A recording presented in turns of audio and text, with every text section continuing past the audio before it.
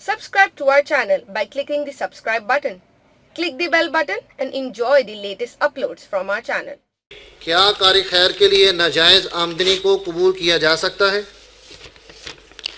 یہ بھی ایک مسئلہ ہے. کئی علماء کرام اس مسئلے میں کافی سختی کرتے ہیں اور وہ آنے والے سے پوچھتے ہیں کہ تمہاری کمائی کیا ہے, کیا کر رہے ہو.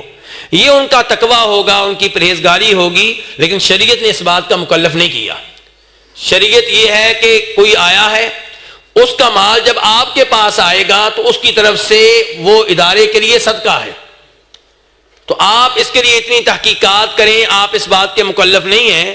ہم سب لوگوں کو وہ حدیث معلوم ہوگی کہ نبی علیہ السلام کی بیگم جناب عائشہ ام المؤمنین رضی اللہ عنہا کے گھر میں ان کی ایک لونڈی رہا کرتی تھی, بریرہ.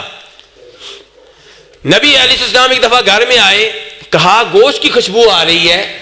حضرت عائشہ نے کہا اللہ کے رسول وہ آپ کے لیے نہیں ہے صلی اللہ علیہ وسلم, وہ تو بریرہ کا ہے, اس کے لیے صدقہ ہے, کسی نے صدقہ کیا اس کے اوپر. اور ہم سب جانتے ہیں کہ اللہ کے رسول صدقہ نہیں کھاتے تھے. تو نبی علیہ السلام نے فرمایا تھا یہ اس کے لیے صدقہ ہے اور ہمارے لیے اس کی طرف سے کیا ہے, ہدیہ ہے. صورتحال تبدیل ہو جاتی ہے.